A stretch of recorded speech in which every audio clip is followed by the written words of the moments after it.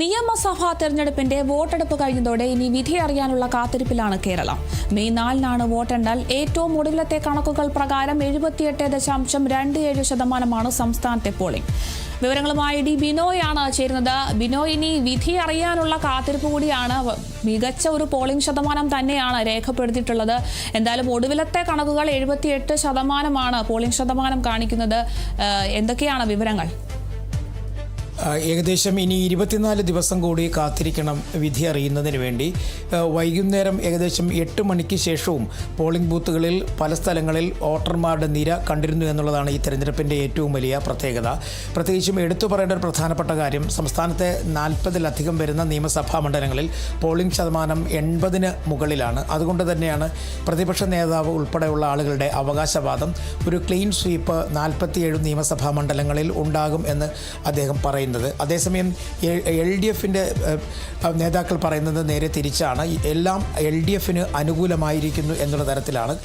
കാരണം പുതിയ SIRൻ്റെ ഭേദഗതി വന്നതിന് ശേഷം വോട്ടർ പട്ടികയിൽ കൃത്യമായ ഒരു രീതി വന്നിട്ടുണ്ട്, അല്ലെങ്കിൽ കൃത്യമായ രൂപം വോട്ടർ പട്ടികയിൽ ഉണ്ടായിട്ടുണ്ട്. അതുകൊണ്ട് തന്നെ ഈ പരമാവധി വോട്ടുകൾ LDFിന് അനുകൂലമായി ലഭിച്ചു എന്ന് തന്നെയാണ് ഇടതുമുന്നണി നേതാക്കളും പറയുന്നത്. എന്തായാലും ഇരുവരും വിജയത്തെക്കുറിച്ച് വലിയ തരത്തിലുള്ള അവകാശവാദം ഉന്നയിക്കുന്നതിനിടയിൽ നമ്മൾ കൃത്യമായും ഈ കഴിഞ്ഞ ദിവസത്തെ പോളിംഗ് ശതമാനത്തിലേക്ക് വരുമ്പോൾ 78.27% സംസ്ഥാനത്തെ പോളിംഗ്. ഇനിയും ചെറിയ മാറ്റങ്ങൾ വരാം. കാരണം ഇനി പോസ്റ്റൽ ബാലറ്റ് ഉൾപ്പെടെയുള്ളവയുടെ കണക്കുകൾ കൂടി ശേഖരിച്ച് വരുമ്പോൾ മാത്രമാണ് അവസാനത്തെ ഒരു രൂപത്തിലേക്ക് എത്തിച്ചേരുക. ഇതിൽ നമ്മൾ മനസ്സിലാക്കേണ്ടത് തെക്കൻ കേരളത്തിൽ നടന്ന പോളിംഗിനെ കുറിച്ചാണ്. തെക്കൻ കേരളത്തിൽ കാര്യമായ തരത്തിൽ പോളിംഗ് ശതമാനം ഉയർന്നിരിക്കുന്നു എന്നുള്ളതാണ്. പത്തനംതിട്ട ഒഴികെ പത്തനംതിട്ട ജില്ലയിലാണ് 70.76%. ബാക്കി വരുന്ന തിരുവനന്തപുരം 77%, കൊല്ലം 76%, ആലപ്പുഴ 77.39%. അതായത് ഈ 3 ജില്ലകൾ പരിശോധിക്കുമ്പോൾ, തിരുവനന്തപുരവും കൊല്ലവും ആലപ്പുഴയും പരിശോധിക്കുമ്പോൾ അവിടെയെല്ലാം തന്നെ പോളിംഗ് ശതമാനം 76-ന് മുകളിലാണ്. അതായത് പരമാവധി വോട്ടർമാർ പോളിംഗ് ബൂത്തുകളിലെത്തി വോട്ട് രേഖപ്പെടുത്തി എന്നുള്ള ഒരു സൂചനയാണ് നൽകുന്നത്. ഈ പോളിംഗ് ശതമാനത്തിൽ വിനോയിലേക്ക് തിരികെ എത്താം. ഇപ്പോൾ കൊല്ലത്തെ UDF സ്ഥാനാർത്ഥിയായിട്ടുള്ള ബിന്ദു കൃഷ്ണ നമുക്കൊപ്പമുണ്ട്. ശ്രീ ബിന്ദു കൃഷ്ണ, ഇപ്പോൾ നിയമസഭാ വോട്ടെടുപ്പൊക്കെ കഴിഞ്ഞിരിക്കുന്നു. ഇനി വിധി അറിയാനുള്ള കാത്തിരിപ്പിൽ തന്നെയാണ്. എങ്ങനെയാണ്, പ്രതീക്ഷയുണ്ടോ?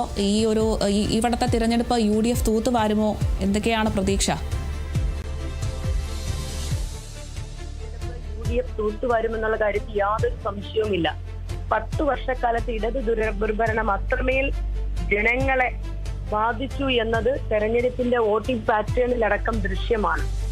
കൊല്ലം നിയമസഭാ മണ്ഡലത്തെ സംബന്ധിച്ചിടത്തോളം 10 വർഷം വരെ നിയമസഭാ സാമാജികന്റെ സാന്നിധ്യമില്ലാതിരുന്ന നാടുകൂടിയാണ്.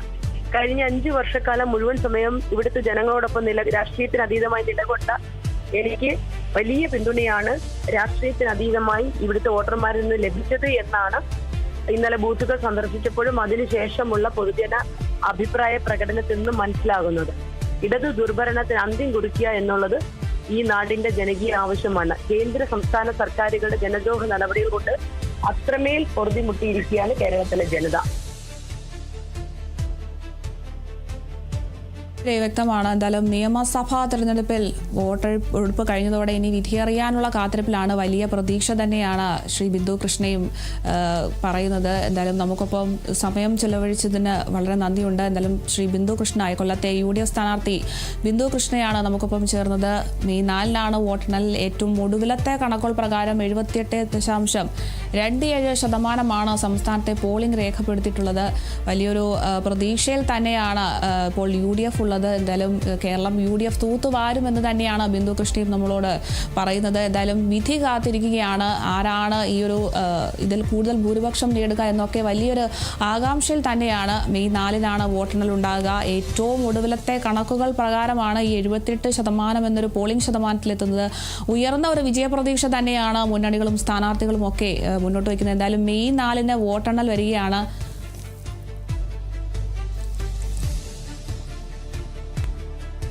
വിവരങ്ങളുമായി ഡി ബിനോയ് തന്നെയാണ് ചേരുന്നത്. ബിനോയ്, ഇപ്പോൾ ബിന്ദു കൃഷ്ണ പറയുന്ന പ്രകാരം UDF ഇനി ഈ ഒരു തിരഞ്ഞെടുപ്പ് തൂത്തുവാരുമെന്നൊരു വിവരമാണ് നമ്മളോടൊപ്പം ബിന്ദു കൃഷ്ണയും പങ്കുവയ്ക്കുന്നത്. വിവരങ്ങൾ എങ്ങനെയാണ്? UDF തൂത്തുവാരുമോ? ഇതിൽ നമ്മൾ മനസ്സിലാക്കേണ്ടത് കണക്കുകൾ വെച്ചാണ് ഇടത് മുന്നണിയുടെയും ഒപ്പം തന്നെ ഐക്യ ജനാധിപത്യ മുന്നണിയുടെയും നേതാക്കൾ ഈ വിജയസാധ്യതകൾ പങ്കുവയ്ക്കുന്നത്.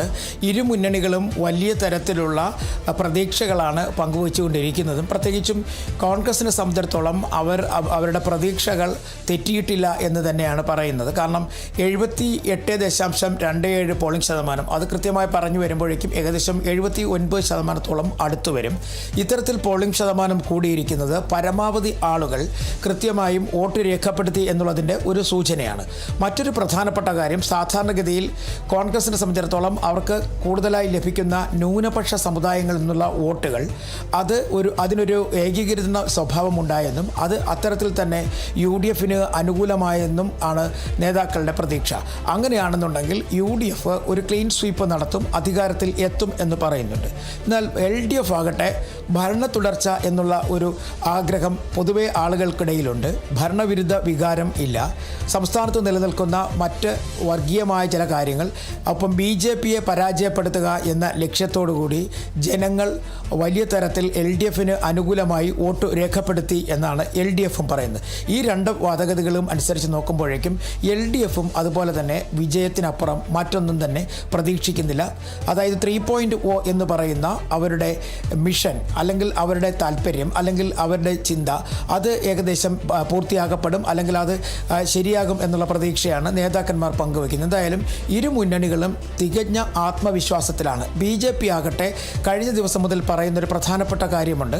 BJP അധികാരത്തിൽ വരുമെന്നുള്ള അവകാശവാദം അവർ ഉന്നയിക്കുന്നില്ല, പക്ഷേ ചില സീറ്റുകളിൽ അവർക്ക് വഴിമുടക്കികളാകാൻ കഴിയും എന്നാണ് അവർ പ്രഖ്യാപിച്ചു കഴിഞ്ഞത്. പ്രത്യേകിച്ചും തിരുവനന്തപുരം ജില്ലയിലെ പ്രധാനപ്പെട്ട സീറ്റുകൾ നോക്കിയാൽ നേമം, വട്ടിയൂർക്കാവ്, ഒപ്പം കഴക്കൂട്ടം, അതിനെല്ലാം ഉപരിയായി കാട്ടാക്കട, ഈ 4 മണ്ഡലങ്ങൾ കഴിഞ്ഞ പാർലമെൻറ്റ് തെരഞ്ഞെടുപ്പിലും ഒപ്പം തന്നെ തദ്ദേശഭരണ സ്ഥാപനങ്ങളിലേക്ക് നടന്ന തെരഞ്ഞെടുപ്പിലുമൊക്കെ BJPക്ക് വലിയ തരത്തിൽ പിന്തുണ നൽകിയ നിയമസഭാ മണ്ഡലങ്ങളാണ്. ഒപ്പം തന്നെ പാർലമെന്റിലും തദ്ദേശഭരണ സ്ഥാപനങ്ങളിലും. പത്തനംതിട്ടയിൽ നിന്നും പ്രസാദ് ചേരുന്നുണ്ട്. പ്രസാദ്, ഇപ്പോൾ ഇനി കേരളം വോട്ടെണ്ണലിന് വേണ്ടിയുള്ള ഒരു കാത്തിരിപ്പിലാണ്. എന്തായാലും വോട്ടെടുപ്പൊക്കെ കഴിഞ്ഞതോടെ ഇനി വിധി അറിയാനുള്ള കാത്തിരിപ്പ് തന്നെയാണ്. പത്തനംതിട്ടയെ സംബന്ധിച്ച് പോളിംഗ് ശതമാനം കുറവ് രേഖപ്പെടുത്തിയിട്ടുള്ള പത്തനംതിട്ട ജില്ലയിലാണ്. ഈ ആർക്കാണ് ഏറ്റവും കൂടുതൽ ഭൂരിപക്ഷം ലഭിക്കാനുള്ള സാധ്യത? വിവരങ്ങൾ എന്തൊക്കെയാണ്? അരുണിമ പറഞ്ഞതുപോലെ സംസ്ഥാനത്തെ മൊത്തം പോളിംഗ് നോക്കുമ്പോൾ പത്തനംതിട്ട ജില്ലയിൽ പോളിംഗ് ശതമാനം കുറവാണ്. പക്ഷേ എങ്കിൽ 2021 നിയമസഭാ ജില്ലയിൽ 69.57% വോട്ട് രേഖപ്പെടുത്തിയപ്പോൾ ഇക്കുറി 2026 അത് 70.58% ഉയർന്നിട്ടുണ്ട്. മണ്ഡലത്തിലെല്ലാം മികച്ച പോളിംഗ് ആണ് രേഖപ്പെടുത്തിയിട്ടുള്ളത്. 5 മണ്ഡലങ്ങളിൽ റാന്നി, തിരുവല്ല, അടൂര്, ആറന്മുളയിൽ ഈ 2021 മികച്ച രീതിയിലുള്ള പോളിംഗ് ആണ് നടന്നിട്ടുള്ളത്. ഏറ്റവും കൂടുതൽ പോളിംഗ് രേഖപ്പെടുത്തിയിട്ടുള്ളത് നമുക്ക് ലഭ്യമായ കണക്കനുസരിച്ച് അടൂരിൽ 71.68% ആൾക്കാരെ വോട്ടിംഗ് രേഖപ്പെടുത്തിയിട്ടുണ്ട്. തൊട്ടടുത്ത് തന്നെ സംസ്ഥാനം ഏറ്റവും അധികം ആൾക്കാർ നോക്കുന്ന ആറന്മുള മണ്ഡലത്തിൽ 68.58 പേരും, തൊട്ടടുത്ത് തന്നെ തിരുവല്ലയിൽ 68.73 പേരാണ്. അത്രയും വോട്ടർമാരാണ് നിലവിൽ വോട്ട് ചെയ്തിട്ടുള്ളത്. ഇക്കഴിഞ്ഞ ത്രിതല പഞ്ചായത്ത് തെരഞ്ഞെടുപ്പിൽ 8.7 പേർ വോട്ട് രേഖപ്പെടുത്തിയതിനേക്കാൾ കൂടുതൽ പേരാണ് പത്തനംതിട്ട ജില്ലയിൽ വോട്ട് രേഖപ്പെടുത്തിയിട്ടുള്ളത്. നിലവിൽ ആറന്മുള മണ്ഡലത്തിൽ 2,50,870 പേരാണ് SIR പരിഷ്കരണത്തിന് ശേഷം വോട്ടേഴ്സ് ലിസ്റ്റിൽ സ്ഥാനം പിടിച്ചത്. അതിൽ 1,55,826 പേരെ വോട്ട് രേഖപ്പെടുത്താൻ കഴിഞ്ഞത് മണ്ഡലത്തിലെ 3 മുന്നണികൾക്കും ജയം അവകാശപ്പെടാവുന്ന നിലയിലേക്ക് എത്തി.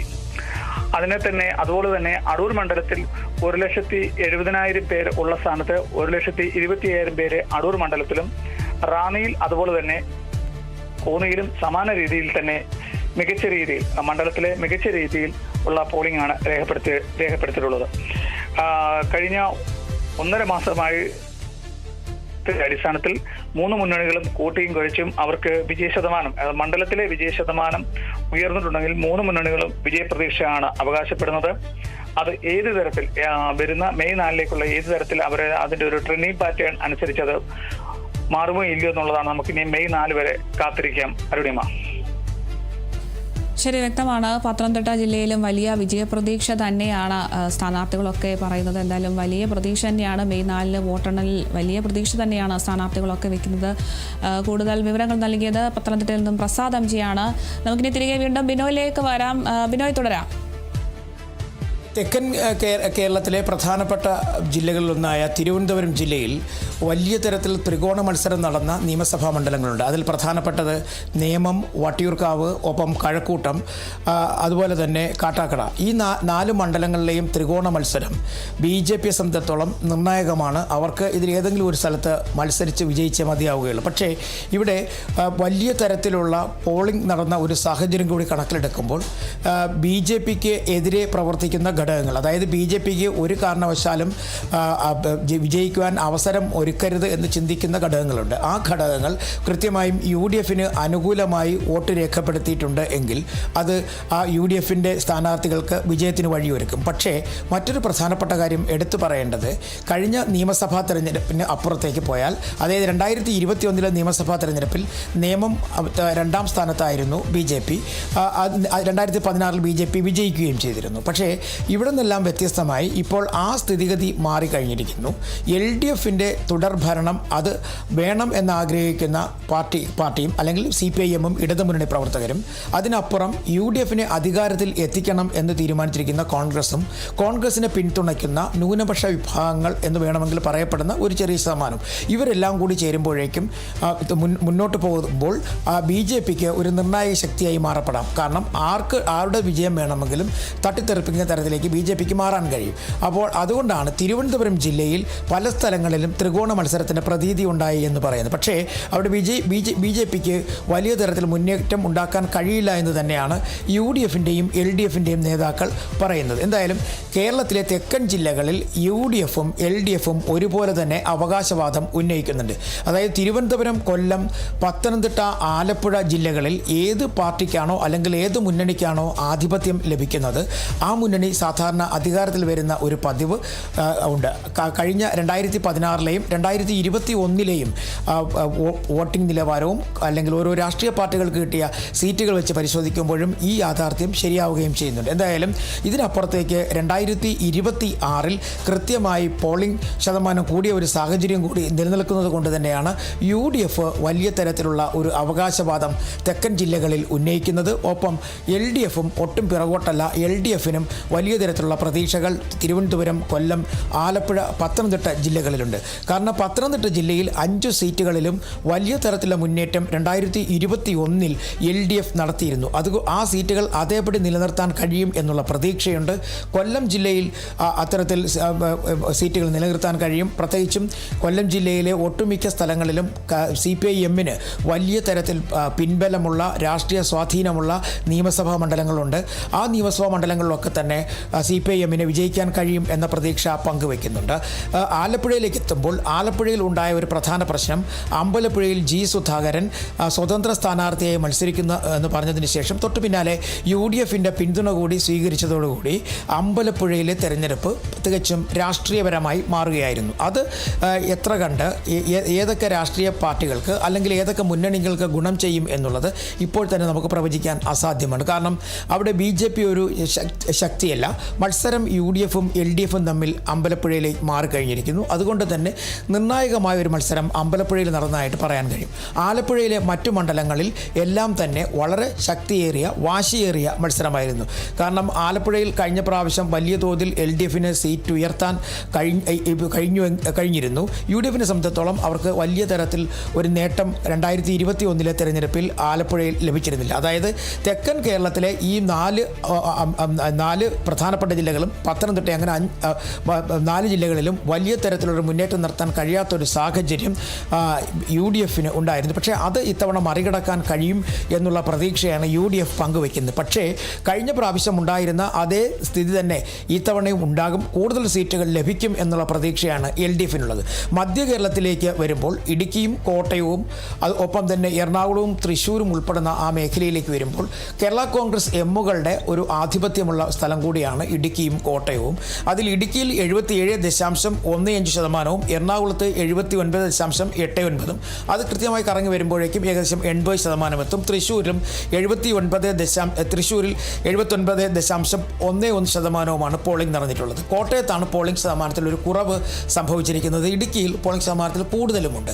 അപ്പോൾ 3 സ്ഥലങ്ങളിൽ, അതായത് ഇടുക്കിയിലും എറണാകുളത്തും തൃശ്ശൂരിലും പോളിംഗ് ശതമാനത്തിൽ വർധന ഉണ്ടായതിനൊപ്പം തന്നെ കോട്ടയത്ത് പോളിംഗ് ശതമാനത്തിൽ കാര്യമായ വർധന ഉണ്ടായിട്ടുമില്ല, 74 നിൽക്കുന്നു.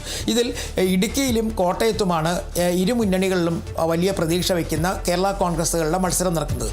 ജോസഫ് ഗ്രൂപ്പും ഒപ്പം തന്നെ കേരള കോൺഗ്രസ് മാണി വിഭാഗവും. ഇതിൽ പാലായിലും ഒപ്പം തന്നെ പൂഞ്ഞാറിലും വലിയ തരത്തിലുള്ള മുന്നേറ്റം നടത്തുമെന്നുള്ള പ്രതീക്ഷ BJPക്ക് ഉണ്ടെങ്കിൽ തന്നെയും പക്ഷേ ആ പ്രതീക്ഷകൾ FCRുമായി ബന്ധപ്പെട്ട വലിയ തരത്തിലുള്ള ആരോപണങ്ങൾ ഉയർന്നു വന്നതോടുകൂടി തന്നെ തൽക്കാലം ഒന്ന് നഷ്ടപ്പെട്ടു എന്ന് വേണമെങ്കിൽ പറയേണ്ടി വരും. കാരണം അവിടെ മുന്നണികൾക്ക് കാര്യമായ പ്രവർത്തനം നടത്താൻ FCRയുമായി ബന്ധപ്പെട്ട് ഉയർന്നു വന്നിരിക്കുന്ന വിവാദങ്ങൾ കൃത്യമായി വോട്ടാക്കി മാറ്റുന്നതിന് വേണ്ടി LDFനും UDFനും കഴിഞ്ഞു എന്നുള്ളതാണ് ഇരു പാർട്ടികളുടെയും നേതാക്കൾ വിശ്വസിക്കുന്നത്. അങ്ങനെയാണെന്നുണ്ടെങ്കിൽ അവിടെ ഇരു മുന്നണികൾക്കും ഒരുപോലെ തന്നെ അവകാശവാദം ഉന്നയിക്കാൻ കഴിയും. കോട്ടയം ജില്ലയിൽ LDFന് കാര്യമായ മുന്നേറ്റം നടത്താൻ കഴിയുമെന്നുള്ള പ്രതീക്ഷ അവർ പങ്കുവയ്ക്കുന്നുണ്ട്. ഏറ്റുമാനൂർ ഉൾപ്പെടെയുള്ള മണ്ഡലങ്ങൾ നിലനിർത്തുന്നതിനൊപ്പം തന്നെ മറ്റു ചില മണ്ഡലങ്ങൾ കൂടി പിടിച്ചെടുക്കാൻ കഴിയുമെന്നുള്ള പ്രതീക്ഷ കൃത്യമായും LDF പങ്കുവയ്ക്കുന്നു. അതേസമയം ഈ കഴിഞ്ഞ പ്രാവശ്യം വലിയ മത്സരം നടന്ന നിയമസഭാ മണ്ഡലങ്ങളിൽ ഒന്ന് പൂഞ്ഞാറായിരുന്നു. ആ പൂഞ്ഞാർ മണ്ഡലത്തിൽ ഇത്തവണ PC ജോർജ് BJPയുടെ സ്ഥാനാർത്ഥിയായി മത്സരിക്കുന്നു. അതുപോലെ തന്നെ പാലായിലേക്ക് എത്തുമ്പോഴേക്കും ഷോൺ ജോർജും BJPയുടെ സ്ഥാനാർത്ഥിയായി മത്സരിക്കുന്നു. പാലായിലും പൂഞ്ഞാറിലും കാര്യങ്ങൾ ത്രികോണ മത്സരത്തിലേക്ക് എത്തി നിൽക്കുന്ന ഒരു സാഹചര്യം കൂടിയുണ്ട്. അങ്ങനെ മധ്യ തിരുവിതാംകൂറിലും ഇരു മുന്നണികളും ഒരുപോലെ തന്നെയാണ്, അല്ലെങ്കിൽ മധ്യ കേരളത്തിലും ഇരു മുന്നണികളും ഒരുപോലെ തന്നെയാണ് ഈ അവകാശവാദം ഉന്നയിക്കുന്നത്. അതേസമയം പാലക്കാട്, മലപ്പുറം, ഒപ്പം കോഴിക്കോട്, വയനാട്, കണ്ണൂർ, കാസർഗോഡ് ഇവിടെ വലിയ തരത്തിലുള്ള പോളിംഗ് ശതമാനമാണ്, അല്ലെങ്കിൽ വലിയ തരത്തിൽ പോളിംഗ് ശതമാനത്തിൽ മാറ്റം വന്നിരിക്കുന്നു, ഉയർന്നിരിക്കുന്നു. പ്രത്യേകിച്ചും കോഴിക്കോടും അതുപോലെ തന്നെ പാലക്കാടും അതിനെല്ലാം അപ്പുറമായി മലപ്പുറത്തുമൊക്കെ, മലപ്പുറം ഏകദേശം 80% അടുത്തുണ്ട്, 79.82. ബാക്കിയുള്ള കണക്കുകൾ കൂടി നോക്കുമ്പോൾ 80% മലപ്പുറവും എത്തും. വലിയ ജില്ലകളിൽ ഒന്നാണ് മലപ്പുറം. മലപ്പുറത്ത് ഒരു ക്ലീൻ സ്വീപ്പാണ് UDF പ്രതീക്ഷിക്കുന്നത്. പക്ഷേ ആ ക്ലീൻ സ്വീപ്പിന് തടയിടാൻ കഴിയും എന്നുള്ള പ്രതീക്ഷ CPIMനുണ്ട്. കുറഞ്ഞതൊരു 5 സീറ്റെങ്കിലും മലപ്പുറത്ത് നിന്ന് നേടും എന്നുള്ള ആത്മവിശ്വാസവും പ്രതീക്ഷയും LDF അവിടെ വെച്ച് പുലർത്തുന്നുണ്ട്. അതേസമയം കോഴിക്കോടേക്ക് വരുമ്പോൾ, കോഴിക്കോട് കഴിഞ്ഞ പ്രാവശ്യം കഴിഞ്ഞ 2021 തിരഞ്ഞെടുപ്പിൽ UDFനെ സംബന്ധിച്ചിടത്തോളം അതൊരു ബാലികേറ മലയായിരുന്നു. കാര്യമായ പ്രതീക്ഷകളൊക്കെ 2021 ഉണ്ടായിരുന്നെങ്കിൽ തന്നെയും ഒരു മുന്നേറ്റവും നടത്താൻ UDFന് കഴിഞ്ഞില്ല. വടകരയിൽ KK രമ ജയിച്ചെത്തിയതിനപ്പുറത്തേക്ക് വലിയ തരത്തിലുള്ള മുന്നേറ്റം നടത്താൻ കോഴിക്കോട് അന്ന് കോൺഗ്രസിനോ അല്ലെങ്കിൽ UDFനോ കഴിയാത്ത ഒരു സാഹചര്യമുണ്ട്. അവിടേക്ക് എത്തുമ്പോഴേക്കും ഇത്തവണ കാര്യങ്ങൾ മറിയും എന്നാണ് UDF പറയുന്നത്. അതിനവർ ചൂണ്ടിക്കാണിക്കുന്നത് കഴിഞ്ഞ തദ്ദേശ ഭരണ സ്ഥാപനങ്ങളിലെ തെരഞ്ഞെടുപ്പും ഒപ്പം പാർലമെൻറ്റിലെ തെരഞ്ഞെടുപ്പിലുമൊക്കെ വലിയ തരത്തിലെ മുന്നേറ്റം UDF നടത്തിയിരുന്നു. ആ മുന്നേറ്റം നിയമസഭാ തെരഞ്ഞെടുപ്പിലും പ്രതിഫലിക്കും. അങ്ങനെ പ്രതിഫലിക്കുകയാണെങ്കിൽ കുറഞ്ഞത് ഒരു 6 സീറ്റ് എന്നാണ് UDF പറയുന്നത്. പക്ഷേ ഇതുമായി ഈ കാര്യത്തിൽ രണ്ട് മുന്നണികളും കോഴിക്കോടിൻ്റെ കാര്യത്തിൽ വലിയ തരത്തിലുള്ള ആത്മവിശ്വാസം പങ്കുവയ്ക്കുന്നുണ്ട്. പക്ഷേ സ്ഥാനാർത്ഥിത്വം അല്ലെങ്കിൽ സ്ഥാനാർത്ഥികളെ തീരുമാനിക്കുന്നതിന് മുമ്പ് തന്നെ UDFൻ്റെ ഘടകകക്ഷിയിൽ പോലും എത്താത്ത, UDFൻ്റെ ഒപ്പം ഒരു സഹയാത്രികനായി മാറി നിന്നിരുന്ന PV അൻവർ ബേപ്പൂരിലേക്ക് എത്തുകയും അവിടെ പ്രവർത്തനം നടത്തുകയും ചെയ്തിരുന്നു. മന്ത്രി മുഹമ്മദ് റിയാസിനെതിരെ അദ്ദേഹം മത്സരിക്കുകയും ചെയ്തിരുന്നു. പക്ഷേ അവിടെ തൃണമൂൽ കോൺഗ്രസ് ആയിട്ട് മത്സരിക്കുമെന്ന് പറഞ്ഞെങ്കിലും അദ്ദേഹം സ്വതന്ത്രനായിട്ടാണ് അവിടെ മത്സരിച്ചത്. അവിടെ കാര്യമായ തരത്തിലൊരു മുന്നേറ്റം ഈ കൃത്യമായും ഈ PV അൻവറിന് നടത്താൻ കഴിഞ്ഞിട്ടില്ല എന്നുള്ളതാണ് മനസ്സിലാക്കാൻ കഴിയുന്നത്. അതുകൊണ്ട് തന്നെ കോഴിക്കോട് ബേപ്പൂരിലും നല്ല മത്സരം കാഴ്ചവെക്കാൻ LDFന് കഴിഞ്ഞിട്ടുണ്ട്. ഇനി കണ്ണൂർ, കാസർഗോഡ് ജില്ലകളിലേക്ക് എത്തുമ്പോൾ വോട്ടിംഗ് ശതമാനം 78 കണ്ണൂർ. കാസർഗോഡേക്ക് എത്തുമ്പോൾ 79.11. കണ്ണൂരിനേക്കാൾ അല്പം കൂടുതൽ കാസർഗോഡ് വോട്ടിംഗ് ശതമാനം കൂടിയിട്ടുണ്ട്. പക്ഷേ കണ്ണൂരിലാണ് രാഷ്ട്രീയപരമായി ചില പ്രതിസന്ധികൾ ഉണ്ടായത്. പ്രത്യേകിച്ചും പയ്യന്നൂരിലും അതുപോലെ തന്നെ പയ്യന്നൂരിനെ സംബന്ധിച്ചിടത്തോളം പയ്യന്നൂരിൽ V കുഞ്ഞികൃഷ്ണൻ മത്സരിക്കും. ഒപ്പം തന്നെ കണ്ണൂരിൽ പാർട്ടി ജില്ലാ സെക്രട്ടേറിയറ്റ് അംഗം കൂടിയായ TK ഗോവിന്ദൻ മത്സരിക്കുകയും ചെയ്തു. 2 സ്ഥലങ്ങളിലും വലിയ തരത്തിലുള്ള വോട്ടിംഗ് ശതമാനം മാറ്റിമറിക്കാൻ UDFന് കഴിഞ്ഞു എന്ന് UDF പറയുമ്പോൾ പാർട്ടി കേന്ദ്രങ്ങളിൽ നിന്നും അല്ലെങ്കിൽ പാർട്ടിയുടെ ഏറ്റവും പ്രധാനപ്പെട്ട സ്ഥലങ്ങളിൽ നിന്നും ഒരു വോട്ട് പോലും ചോർന്നിട്ടില്ല. പാർട്ടി കഴിഞ്ഞ പ്രാവശ്യം എങ്ങനെയാണോ ഇവിടുത്തെ ലീഡ് നിലനിർത്തിയിരുന്നത് കണ്ടിരുന്നു. അതിനപ്പുറത്തേക്ക് മറ്റൊന്നും സംഭവിക്കാൻ പോകില്ലെന്ന് ഉറപ്പിച്ച് തന്നെ പാർട്ടി നേതാക്കൾ പറയുന്നുണ്ട്. ഇതിൽ എടുത്തു പറയേണ്ട പ്രധാനപ്പെട്ട മത്സരം നടന്നത് പേരാവൂരാണ്. പേരാവൂരിൽ KPCC അധ്യക്ഷൻ സണ്ണി ജോസഫും ഒപ്പം KK ശൈലജ ടീച്ചറും തമ്മിലായിരുന്നു. 2021 മട്ടന്നൂരിൽ നിന്നും 60,000-ലധികം വോട്ടിൻ്റെ ഭൂരിപക്ഷത്തോടു കൂടിയാണ് ശൈലജ ടീച്ചർ മത്സരിച്ച് വിജയിച്ച് പേരാവൂരിലേക്ക് എത്തുന്നത്. പേരാവൂരിലെത്തിയതോടെ തന്നെ പേരാവൂരിലെ മത്സരം അത് വലിയ കടുത്ത ഒരു മത്സരത്തിലേക്ക് നീങ്ങും എന്നുള്ളത് ഉറപ്പായിരുന്നു. കാരണം KPCC അധ്യക്ഷൻ ഒപ്പം തന്നെ CPIM-ൻ്റെ ഏറ്റവും പ്രശസ്തമായ മുഖം, അതിനെല്ലാം ഒരു ലീഡിംഗ് കപ്പാസിറ്റിയുള്ള ഒരു നേതൃനിരയിൽ നിന്ന് പ്രവർത്തിക്കാൻ കഴിവുള്ള സ്ഥാനാർത്ഥി കൂടിയാണ് KK ശൈലജ ടീച്ചർ. അതുകൊണ്ട് തന്നെ ഇരുവരും തമ്മിലുള്ള മത്സരം വലിയ ആർക്കും തന്നെ അതിൻ്റെ ഒരു ഫലം ആദ്യമേ പ്രവചിക്കാൻ കഴിയാത്തൊരു മത്സരമായിരുന്നു. ഇതിൽ LDF-ഉം UDF-ഉം ഒരുപോലെ തന്നെ വിജയം പറയുന്നുണ്ട്. കാരണം പാർട്ടി വോട്ടുകളിൽ ഒരു തരത്തിലുള്ള ചോർച്ചകളും അവിടെ ഉണ്ടാകില്ല, സംഭവിക്കില്ല എന്ന ആത്മവിശ്വാസം KK ശൈലജ ടീച്ചറിനും ഒപ്പം പാർട്ടിക്കുമുണ്ട്. ഒപ്പം മലയോര കർഷകരുടെ ഭാഗത്തു നിന്നും കാര്യമായ പിന്തുണ LDF-ന് ലഭിക്കും എന്നുള്ള പ്രതീക്ഷയും LDF പങ്കുവയ്ക്കുന്നു. കാരണം മലയോര കർഷകരുടെ ഏറ്റവും പ്രധാനപ്പെട്ട പ്രതിസന്ധികളിൽ ഒന്ന് ഈ വന്യമൃഗശല്യവും കൃഷി നശിപ്പിക്കലുമായിരുന്നു. അത് ഒരു പരിധിവരെ നിയന്ത്രിക്കുവാൻ സംസ്ഥാന സർക്കാരിന് കഴിഞ്ഞു. അതിൻ്റെ ഒരു പ്രതിഫലം എന്ന നിലയ്ക്ക് അല്ലെങ്കിൽ അതിൻ്റെ ഒരു പിൻബലം എന്ന നിലയ്ക്ക് CPIM-ന് വോട്ട് നിലനിർത്തി മുന്നോട്ട് പോകാനും പേരാവൂർ തിരിച്ചു പിടിക്കാനും കഴിയും എന്നുള്ള പ്രതീക്ഷയാണ് LDF പങ്കുവയ്ക്കുന്നത്. തിരിച്ച് KPCC അധ്യക്ഷൻ സണ്ണി ജോസഫിനെ സംബന്ധിച്ചിടത്തോളം അദ്ദേഹത്തിന് ന്യൂനപക്ഷ വിഭാഗങ്ങളുടെ വോട്ട് അതുപോലെ നിലനിർത്തുകയും പാർട്ടി വോട്ടുകൾ ലഭിക്കുകയും ചെയ്യും. ഒപ്പം മറ്റൊരു പ്രധാനപ്പെട്ട കാര്യം, അദ്ദേഹത്തിന് കൃത്യമായി അവിടെ കുടിയേറ്റ കർഷകരുടെ വോട്ട് കൂടി ലഭിക്കും.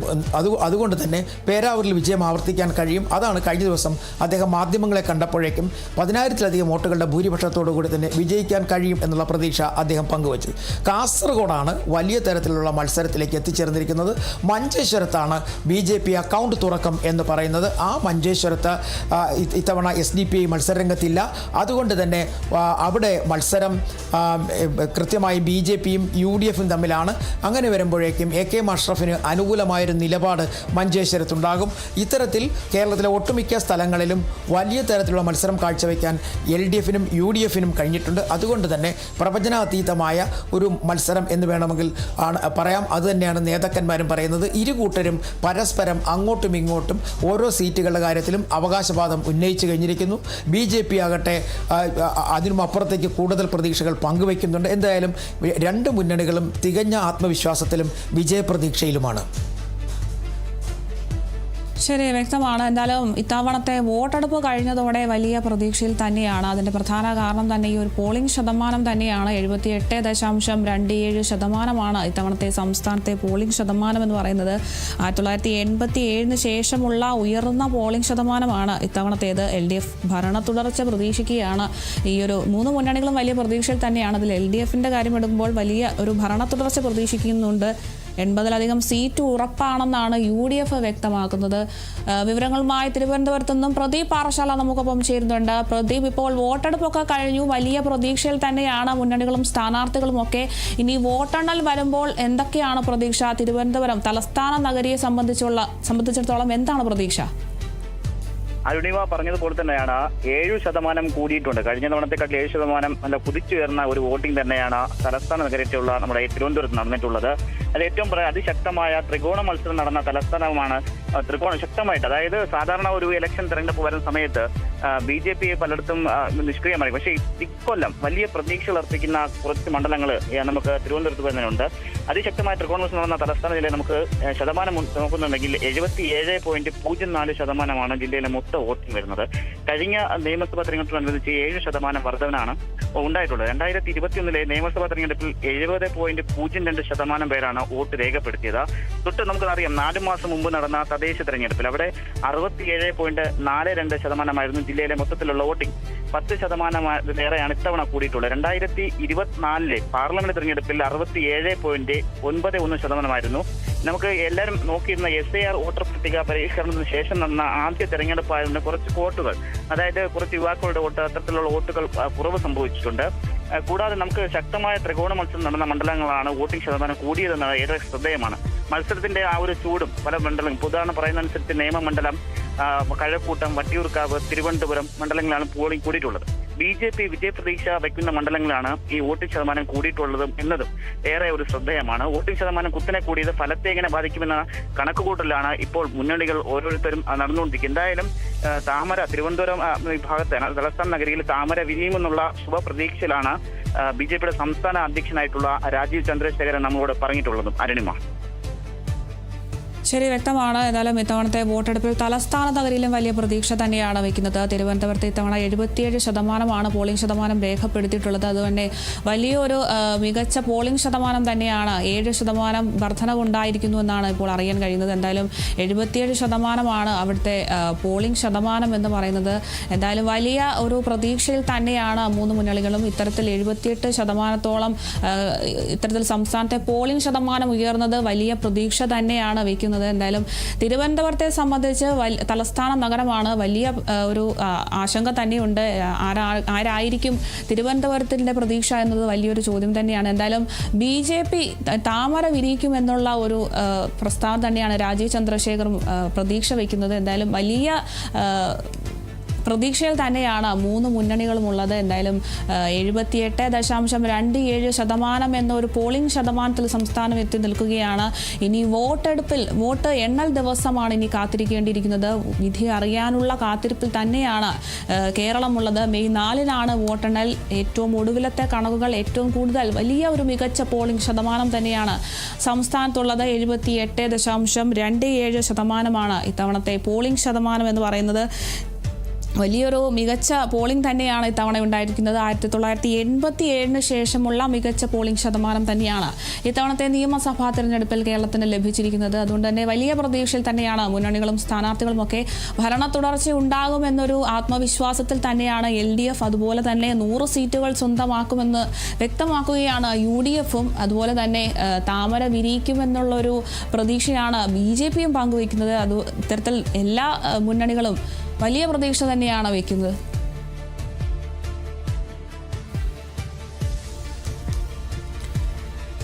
കൂടുതൽ വിവരങ്ങൾ നൽകിയത് D. ബിനോയും പ്രസാദ് MJയും പ്രദീപ് പാറശാലയുമാണ്.